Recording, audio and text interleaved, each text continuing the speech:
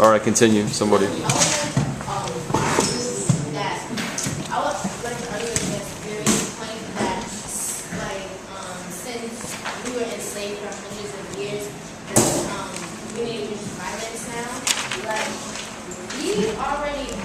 We're free, but we don't have rights. So that's what we're fighting for. And like, college students did like sit-ins and stuff to get like restaurants integrated, and then the bus boycotts. They got the buses to allow blacks to sit wherever they want to. Like, it's not that these nonviolent protests don't work.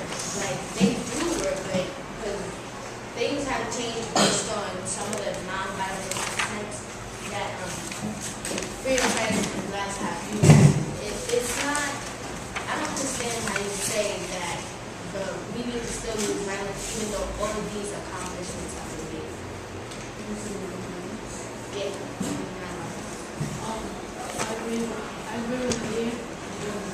I agree with Nair because what she's saying is that violence doesn't always help, because when we actually use violence, the whites use the media to get us to get whites to see that we don't deserve our rights and we should stay at the bottom class, and we shouldn't get anything, because violence does not help. It makes things worse because the whites control everything. So the media, you don't see it, but it's everywhere, and it'll catch you right at the spot. Right? If a white person hits you, it won't catch that. It will catch a black person attacking back to the whites, and that will make it seem like the blacks are more violent and striking first. I agree with you. I agree with you because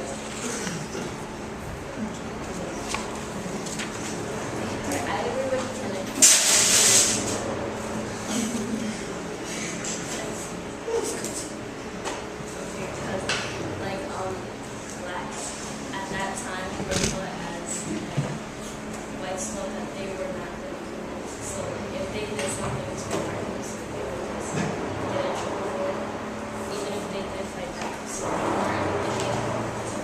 approach was a little bit better, but Malcolm X, he kind of had like the violent and fight back. I had a question for you first of all. May you please find a piece of evidence inside of the text that supports your argument before you think? Okay, I agree with Malcolm X because in the text it says that historically revolutions are bloody, and they have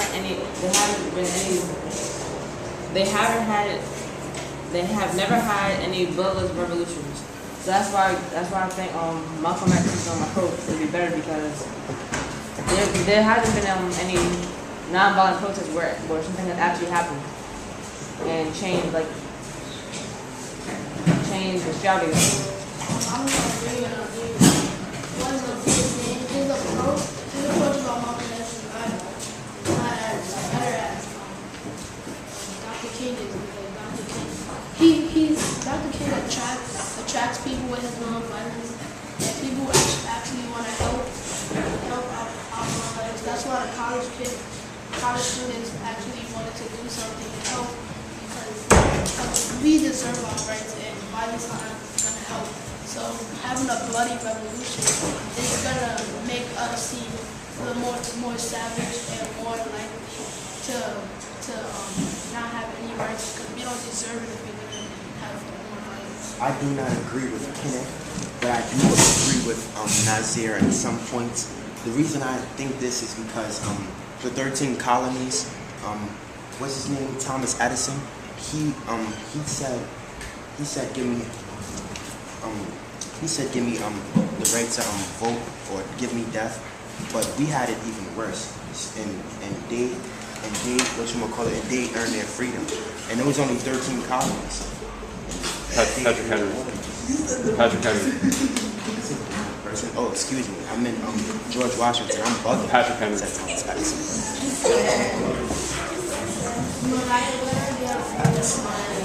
Thomas Edison. Okay. Okay.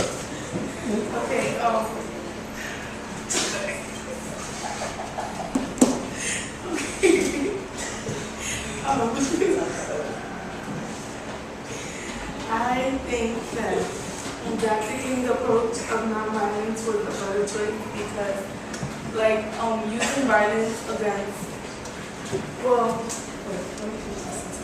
Okay, I feel like, blacks using violence against, whites is like, it wasn't gonna help them gain rights and gain, like, gain a chance in this world and stuff like that. Like, even though I think that like blacks were treated bad and they were,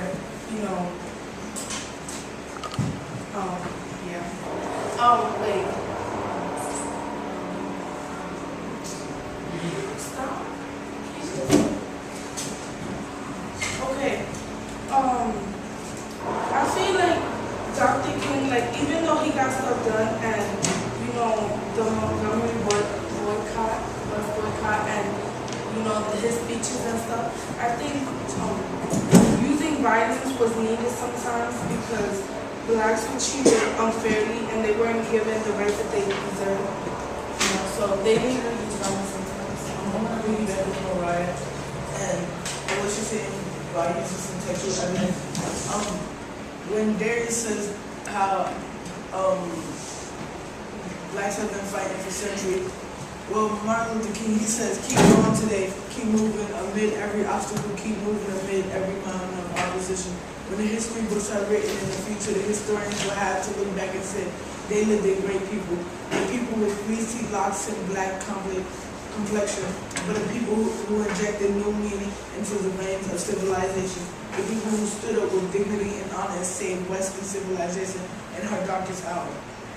Let me see how goes for. I think Dr. Martin Luther King's approach is better. I think Dr. Martin Luther King's approach is better because I think, in my opinion, he made progress because without using violence, he got versus segregated. I mean, was able to get blacks to marry whites. He's marriage to, I don't know what it's called, but he got racial marriage and stuff. He got